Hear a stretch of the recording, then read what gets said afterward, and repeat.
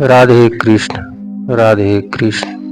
श्री भगवान संपूर्ण मनुष्य को बतलाते हैं, इस गीता उपदेश को अंत तक ध्यान से श्रवण करें।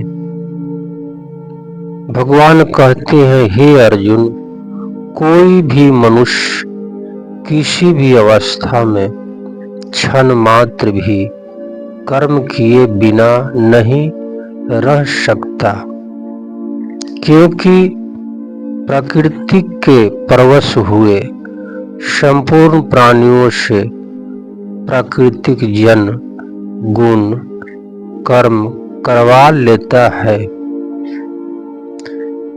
कर्म योग, ज्ञान योग और भक्ति योग किसी भी मार्ग में साधक कर्म किए बिना नहीं रह सकता। यहाँ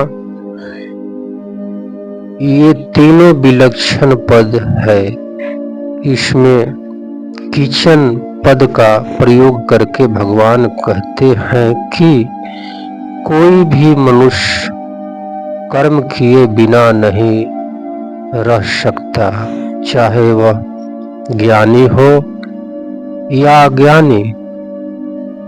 तथापि ज्ञानी का अपने कहलाने वाले शरीर के साथ कोई संबंध नहीं रहता, तथापि उसके कहलाने वाले शरीर से भी हरदम क्रिया होती रहती है। क्षणम पद का प्रयोग करके भगवान कहते हैं कि यद्यपि मनुष्य में हरदम कर्म करता हुआ ऐसा नहीं मानता, तथापि जब तक वह शरीर के साथ अपना संबंध मानता है, तब तक वह एक क्षण के लिए भी कर्म किए बिना नहीं रह सकता। जातु पद का प्रयोग करके भगवान यहाँ कहते हैं कि जागृत, स्वप्न, मूर्छा आदि किसी भी अवस्था में मनुष्य कर्म किए बिना नहीं रह सकता। इसका कारण भगवान इसी श्लोक में अवश्य पद से बतलाते हैं कि प्रकृति के परवश होने के कारण उसे कर्म करने ही पड़ते हैं। प्रकृति निरंतर परिवर्तनशील है। साधक को अपने लिए कुछ नहीं करना है। जो विहित कर्म सामने आ जाए उसे केवल दूसरे के हित की दृष्टि से करना है। परमात्मा तत्व की उद्देश्य होने से साधक निस्वार्थ कर्म तो कर ही नहीं सकता। बहुत से मनुष्य केवल स्थूल शरीर की क्रियाओं को कर्म मानते हैं, पर गीता मन की क्रियाओं को भी कर्म मानती है। गीता ने शारीरिक, वाचिक और मानसिक रूप से की गई मात्र क्रियाओं को कर्म माना। जिस शरीर अथवा मानसिक क्रियाओं के साथ मनुष्य अपना संबंध मान लेता है, वे ही सब क्रियाएं कर्म बनकर उसे बांधने वाली होती है, अन्य क्रियाएं नहीं। मनुष्य की एक ऐसी धारणा बनी हुई है जिसके अनुसार वे बच्चे का पालन पोषण तथा आजीविका, व्यापार, नौकरी आदि को ही कर्म मानते हैं और इनके अतिरिक्त खाना पीना, सोना बैठना, चिंतन करना आदि को कर्म नहीं मानते हैं। इसी कारण कई मनुष्य व्यापार आदि कर्मों को छोड़कर ऐसा मान लेते हैं कि मैं कर्म नहीं कर रहा हूँ, परंतु यह उनकी भारी भूल है। शरीर निर्वाह संबंधी स्थूल शरीर की क्रियाएं निद्रा, चिंतन और सूक्ष्म शरीर की क्रियाएं और समाधि आदि कारण शरीर की क्रियाएं ये सब कर्म ही है। जब तक शरीर में अहमता ममता है तब तक शरीर से होने वाली मात्र क्रियाएं कर्म है। कारण कि शरीर प्रकृति का कार्य है और प्रकृति कभी अक्रिय नहीं होती। अतः शरीर में अहमता ममता रहते हुए कोई भी मनुष्य किसी भी अवस्था में क्षण मात्र भी कर्म किए बिना नहीं रह सकता, चाहे वह अवस्था प्राकृतिक से हो या निवृत्ति की। प्राकृतिक जन गुण प्रकृति के परवश हुए प्राणियों से कर्म कराते हैं। परवश होने पर प्रकृति के गुण द्वारा कर्म कराए जाते हैं, क्योंकि प्रकृति एवं उनके गुण निरंतर क्रियाशील है। आत्मा स्वयं अक्रिय, असंग, अविनाशी, निर्विकार तथा निर्लिप्त है। तथापि जब तक वह प्रकृति एवं उसके कार्य स्थूल, सूक्ष्म और कारण शरीर में किसी भी शरीर के साथ अपना संबंध मानकर उसे सुख चाहता है, तब तक वह प्रकृति के परवश रहता है। इसी श्लोक में प्रकृति के साथ संबंध मानने से परवश हुए जीवों के द्वारा कर्म करने की बात कही है। स्वभाव बनता है वित्तिया से, वित्तिया बनती है गुण से और गुण पैदा होते हैं। प्राकृतिक से अथवा चाहे स्वभाव से परवश कहो, चाहे गुण के परवश कहो और चाहे प्रकृति के परवश कहो, एक ही बात है। वास्तव में सबके मूल में प्राकृतिक जन पदार्थों की प्रवस्था ही है। इसी प्रवस्था से सभी प्रवस्थाएं पैदा होती है। अतः प्राकृतिक जन पदार्थों की प्रवस्था को ही कहीं काल की, कहीं स्वभाव की, कहीं कर्म की और कहीं गुणों की प्रवस्था कह दिया है। तात्पर्य है कि यह जीव जब तक प्रकृति और उनके गुण से अतीत नहीं होता, परमात्मा की प्राप्ति नहीं कर लेता, तब तक यह गुण, काल, स्वभाव आदि के प्रवस्था ही रहता है।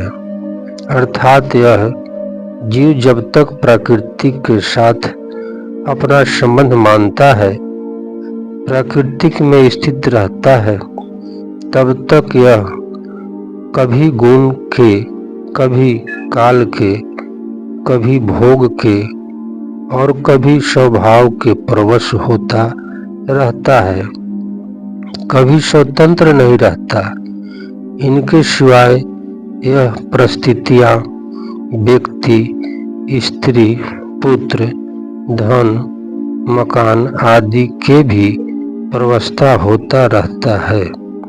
परंतु जब यह गुण से अतीत अपने स्वरूप का अथवा परमात्मा तत्व का अनुभव कर लेता है, तो फिर इसकी यह प्रवस्था नहीं रहती और यह स्वयं सिद्ध स्वतंत्रता को प्राप्त हो जाता है। प्रविष्ट भाव विशेष बातें। प्रकृति की स्थूल और सूक्ष्म दो अवस्थाएं होती है। जैसे कार्य करना सक्रिय अवस्था है और कार्य न करना निद्रा आदि अक्रिय अवस्था। वास्तव में अक्रिय अवस्था में भी प्रकृति अक्रिय नहीं रहती, प्रस्तुत उसमें सूक्ष्म रूप से सक्रियता रहती है। जैसे किसी सोए हुए मनुष्य को जगाने के समय से पूर्व ही जगा देने पर वह कहता है कि मुझे कच्ची नींद में जगा दिया। इससे यह सिद्ध हुआ कि नींद की अक्रिय अवस्था में भी नींद को पकड़ने की क्रिया हो रही है। जब पूरी नींद लेने के बाद मनुष्य जागता है तब उपयुक्त बातें नहीं कहता, क्योंकि नींद का पकड़ना पूर्ण हो गई। इसी प्रकार समाधि, प्रलय, महाप्रलय की अवस्था में भी सूक्ष्म रूप से क्रिया होती रहती है। वास्तव में देखा जाए तो प्रकृति की कभी अक्रिय अवस्था होती ही नहीं, क्योंकि वह प्रति क्षण बदलने वाली है। स्वयं आत्मा में कर्तापन नहीं है, परंतु प्रकृति के कार्य शरीर के साथ अपना संबंध मानने से वह प्रकृति के परवश हो जाता है। इसी परवस्था के कारण स्वयं अकर्ता होते हुए भी वह अपने को कर्ता मानता रहता है। वस्तुत आत्मा में कोई भी परिवर्तन रूप क्रिया नहीं है। जैसे प्रकृति द्वारा समस्त सृष्टि की क्रियाएं स्वाभाविक रूप से हो रही है, ऐसे ही उनके द्वारा बालपन, जवानी आदि अवस्थाएं और भोजन का पाचन, श्वासों का आवागमन आदि क्रियाएं वह इसी प्रकार देखना, सुनना आदि क्रियाएं भी स्वाभाविक रूप से हो रही है, परंतु जीव कुछ क्रियाओं में अपने को कर्ता मानकर बंध जाता है। प्राकृतिक निरंतर परिवर्तनशील है, पर शुद्ध अवस्था में कभी कोई परिवर्तन नहीं होता। वास्तव में प्राकृतिक पदार्थ की कोई स्वतंत्रता सत्ता नहीं है। प्रति क्षण बदलते हुए पुंज का नाम ही पदार्थ है। पदार्थ के साथ अपना संबंध मानने से कोई भी मनुष्य किसी भी अवस्था में क्षण मात्र भी कर्म किए बिना नहीं रह सकता। अगर साधक ऐसा वास्तविक अनुभव कर ले कि संपूर्ण क्रियाएं पदार्थ में हो रही है और पदार्थ के साथ मेरा किंचन मात्र भी संबंध नहीं है, तो वह परवस्था से मुक्त हो सकता है। कर्मयोगी प्रति क्षण परिवर्तनशील पदार्थ की कामना, ममता और अस्तित्व का त्याग करके इस परवस्था को मिटा देता है। भगवान ने इसी श्लोक में जो बात कही है वही बात उन्होंने 18वें अध्याय के 11वें श्लोक में भी कही है कि प्रकृति से अपना संबंध मानते हुए कोई भी मनुष्य कर्मों का संपूर्णता से त्याग नहीं कर सकता।